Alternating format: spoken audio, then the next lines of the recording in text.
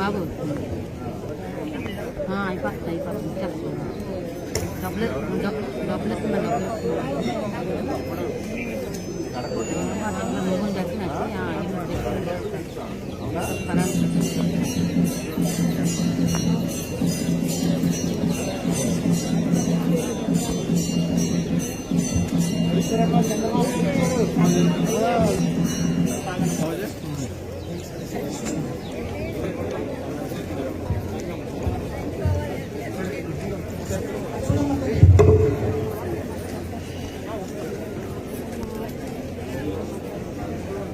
పన్నాడు గంగమ్మ నమస్కారం.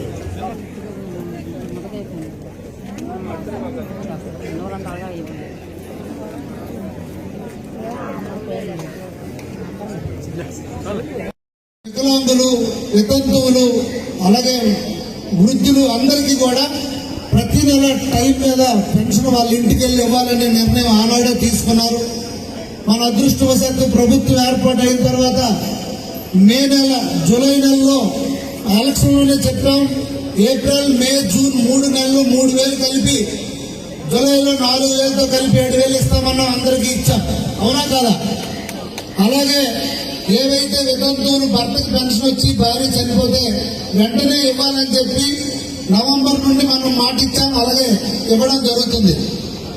అలాగే గతంలో ఎవరైతే పెన్షన్లు భర్తలు చనిపోయి గత 5 సంవత్సరాలుగా ఇవ్వకుండా ఉంచేసిన పరిస్థితి ఉంది, అవన్నీ కూడా మనం రాష్ట్ర మంత్రి కొండపల్లి శ్రీనివాస్ గారి ఆధ్వర్యంలో పెద్ద ఎత్తున దీనికి స్టడీ చేసి ముఖ్యమంత్రి గారి దృష్టిలో పెట్టి వాటికి చాలా మందికి పెన్షన్ కూడా ఇవ్వడం జరిగింది. ఈ మనం పూజ తప్పకుండా ప్రతిసారి ఇంటి దగ్గర వచ్చి, మీ ఇంటి దగ్గర వచ్చి, మీ గుమ్మం దగ్గర వచ్చి మనం ఈ పెన్షన్ మీ చేతితో, ఎవరు కానీ పెన్షన్ దారు ఉన్నారు వాళ్ళ చేతితోనే మనం ఇస్తాం. ఇప్పుడు సచివాలయానికి పిలిచి లేకపోతే ఏదో ఒక చోట్ల పిలిచి మనం ఇవ్వట్లేదు. సో దయచేసి అందరూ ఇది కూడా గమనించండి. మీరు ఎప్పుడైనా సచివాలయం దగ్గర పిలిచిస్తే మీరు వద్దు చెప్పండి. ఒకవేళ కంప్లైంట్ చేయండి, కంప్లైంట్ కూడా చేయొద్దు సచివాలయం. ఇది కాకుండా ఈ ఊరు సమస్య చాలా వరకు అంటే ఇప్పుడు ఇద్దరు మాట్లాడారు, బట్ కానీ ఇప్పుడు ఒక వాటర్ సమస్య చెప్పారు. సో ఇప్పుడు అమృత్ 2 పథకం వస్తుంది సార్. ఇంకా సో ఇక్కడ కార్పొరేషన్ వర్కర్ వస్తారు, సిబ్బంది వస్తారు. వాళ్ళు కూడా మీలాగానే పొద్దున 4 గంటలు 5 గంటలకి లేచి ఇక్కడ వచ్చి పనిచేస్తారు. దయచేసి మీరు కూడా అందరూ మీ దగ్గర ఏదైనా చెప్తా ఉంటే వాళ్ళకి మాత్రమే ఇవ్వండి. దయచేసి ట్రైన్ లోపల లేకపోతే రోడ్డు మీద దయచేసి వేయకూడదు. సో మీ ఊరు లోపల డిస్ట్రిక్ట్ కలెక్టర్ కాకుండా special officer municipal corporation, so mayor లేవు కాబట్టి నేను స్పెషల్ ఆఫీసర్. సో నా వంతుగా నేను ప్రయత్నం చేస్తాం. ఈ రోజు ఈ కార్యక్రమానికి అందరూ పొద్దున్న నుంచి ఇక్కడ ఉన్నారు. పెన్షన్ పంపిణీ కార్యక్రమంలో అందరూ భాగస్వాములు ఉన్నారు. సార్ కూడా చాలా సంతోషంగా, ఇంకా ఎక్సైట్మెంట్ గా మనం ఇక్కడ ఉన్నాం. సో ఒక ఊరు కోసం, అలాగే మీ అందరి కోసం ఇక్కడ సార్ రావడం జరిగింది, ఇన్ఛార్జ్ సార్ రావడం జరిగింది. అందరూ కలిసి సార్కి కూడా రిక్వెస్ట్ చేసిన కొన్ని ఇష్యూస్ ఉన్నాయి సార్ పైన నుంచి తెలుసుకున్నాను. గడిచిన మీరు స్పౌస్ అన్నారు, ఒక ఓల్డ్ ఏజ్ పెన్షన్ తీసుకున్న వ్యక్తి చనిపోతే వెంటనే మహిళకి ఇచ్చేయాలి. ఎందుకంటే ఆ పెన్షన్ అనేది ఆ మనిషి, ఆ కుటుంబానికి ఆధారం. సో ఆ భర్త చనిపోతే భార్య కూడా పనిచేయలేని పరిస్థితి, ఎందుకంటే ఆవిడ కూడా వృద్ధాప్యంలో ఉంది కాబట్టి వెంటనే ఇవ్వాలని చెప్పి నవంబర్ 1వ తారీఖు మనం ఇవ్వడం జరిగింది. అయితే నవంబర్ 1 నుంచి మొదలు పెట్టే ముందు చనిపోయిన వాళ్ళకి ఇవ్వలేదని చెప్పి చాలా మంది ఆరోపణ చేశారు. అయితే ఎంతమంది ఉన్నారని ఎక్సైజ్ చేస్తే సుమారు 2 లక్షల మంది ఉన్నారు. అతను అందరినీ చూసుకుంటే మనకి 82,500 మంది ఉన్నారు. అంటే 5-6 సంవత్సరాలుగా ఇవ్వలేదు వాళ్ళు. గత ప్రభుత్వం 5 సంవత్సరాలుగా చాలా మంది వితంతులు ఎవరైతే భర్త చనిపోయి వారికి ఇవ్వలేదో వాళ్ళు 2 లక్షల మంది ఉంటే ఇంటింటికి కనుక్కుంటే మాకు 82,500 మంది మాత్రమే ఉన్నట్టుగా తెలిసింది. వాళ్ళందరికీ కూడా శాంక్షన్ చేశాము. అంతేకాకుండా ఇంకెవరైనా ఉంటే వాళ్ళు సచివాలయంకి వెళ్ళి అప్లై చేసుకుంటే దాన్ని కూడా శాంక్షన్ చేయడానికి కూడా ప్రభుత్వం కార్యక్రమం చేసింది. ఎందుకంటే అర్హత ఉన్న వాళ్ళందరికీ కూడా పెన్షన్ ఇవ్వడం అనేది గౌరవ ముఖ్యమంత్రి గారు చెప్పడం జరిగింది. అయితే ఒక్కొక్కటి ఇస్తున్నాం. గతంలో మనం మొన్న పెన్షన్ ఇచ్చాము, తల్లికి వందనం ఇచ్చాము, గ్యాస్ సిలిండర్ ఇచ్చాము.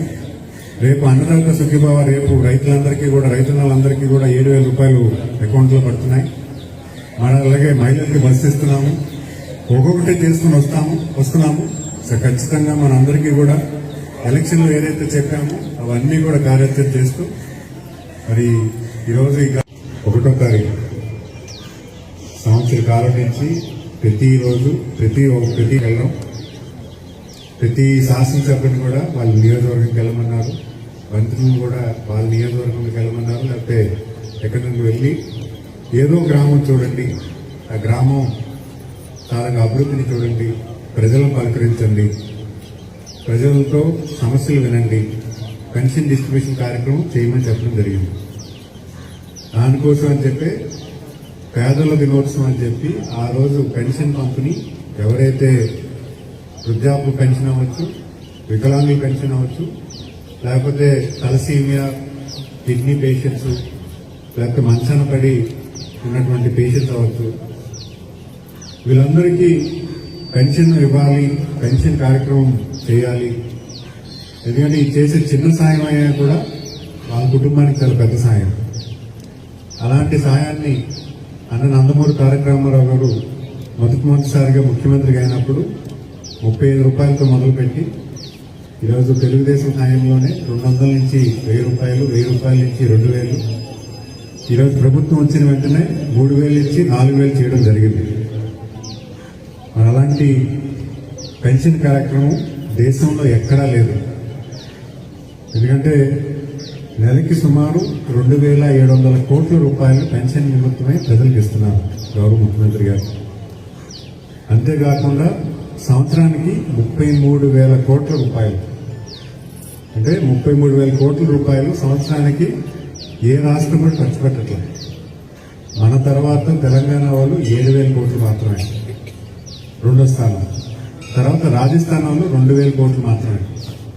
అంటే మనకి మూడో ప్లేస్ ఉన్నవాడికి 30,000 కోట్ల రూపాయలు తేడా ఉంది. అంత పెన్షన్ మనం ఎందుకు ఇస్తున్నామంటే ఈరోజు విడిపోయిన ఆంధ్రప్రదేశ్లో ఉపాధి కరువైంది. పిల్లలకి మంచి ఉద్యోగం ప్రభుత్వం కల్పించలేకపోయింది. తల్లిదండ్రులు పిల్లల మీద ఆధారపడకూడదు. ఎవరైతే పెంచి పోషించి ఒక ఉన్నత స్థాయి కల్పించినటువంటి తల్లిదండ్రులు గౌరవంగా బతకాలి, మంచి ఎవరి మీద ఆధారపడకుండా ఉండాలంటే వాళ్ళు వృద్ధాప్య పెంచడం జరిగింది. అలాగే వికలాంగులు, ఈరోజు వికలాంగులు కూడా ఎవరికి తక్కువ కాదు. వాళ్ళకి ఏదో వికలాంగులు తక్కువ ఉండొచ్చు, కానీ వాళ్ళకు కూడా ఒక గౌరవంగా ఉండాలంటే వాళ్ళకు కూడా పెన్షన్ ఇవ్వాలని ఆలోచన చేసింది చంద్రబాబు నాయుడు గారు. అప్పుడు ఆలోచన చేశారు. 500 నుంచి 3,000 చేశారు. 3,000 నుంచి కూడా 6,000 చేసింది కూడా గౌరవ ముఖ్యమంత్రి చంద్రబాబు నాయుడు గారు, అప్పటి ఇప్పటి ముఖ్యమంత్రి గారు. మరి అలాగే ఈరోజు ఒంటరి మహిళలు అవ్వచ్చు, లేకపోతే వితంతు పెన్షన్ అవ్వచ్చు, కళాకారులు ఈరోజు ఒక